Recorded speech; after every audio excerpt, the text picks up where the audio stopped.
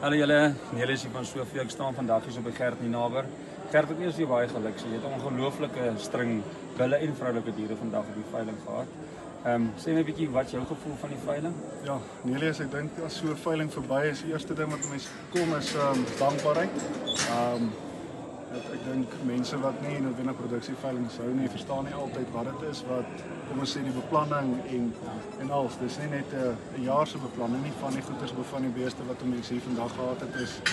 Dis normaal 'n leeftydse teeling wat opbou na 'n spesifieke dag toe en ja, dan word jy basies nou gemeet op jou jaar se alles. So kom ons noem dit nou mos as jou eindeksamen. Ja. En ek het aandag gesê vir my pa, weet op universiteit as jy Jacaranda sien wat blommer dan weet jy nie universiteit kom naby en ek het dit nou slim gedink om my veiling einde September te hou wat dieselfde maak as met 'n produk met 'n eindeksamen. Maar nee, dankbaar oor vandag dat 'n mens wel die veiling kon aangebied het met al die uitdagings wat daar tans in Suid-Afrika is met back and close sodat die mense steeds dit kon doen en alles reg doen, so dankbaar. Ek dink dis my beste opsomming vir Ja, mense kon sien, ek kyk nou vandag het jy ou genetika is daar nou wat deurgekom het en ek glo dit was alles, jy kon sien die genetika was vandag so. En die ouens het gesoek wat hulle wou soek en die pryse het dit gewys.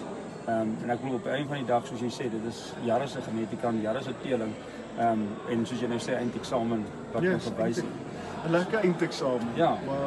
Maar jy kry dadelik die resultate. Dit is nie wat jy die universiteit moet bel en dan hoop en bid jy het geslaag nie. So ek dink hoeveel herde skryf jy? Ek dink ek het daarom geslaag. Ek voel so maar nee, soos ek sê dankbaarheid. Daar's nie ander manier om dit te beskryf nie. Dit is Maar Gert, ek moet baie dankie sê. Dit is altyd vir ons lekker om saam mee te werk en ek glo soos jy weet van die Simmentale Genootskap, die familie wat ons regter gaan, is altyd vir my lekker en bly voorreg. Nee, ek het vir jou ook al 'n paar keer gesê, dis vir my belangrik die pad wat die Simmentale Genootskap saam met Swift loop en vir my ook op 'n persoonlike vlak, weet wat Leeupoort saam met julle beweeg en dis vir my lekker. Dis lekker om met julle geassosieer te word. Dis vir my lekker om met julle besigheid te doen en dis altyd vir my lekker om met julle te gesels ook en nuwe gedagtes te uit te deel. My maag en my voete, ek wil sê bounce.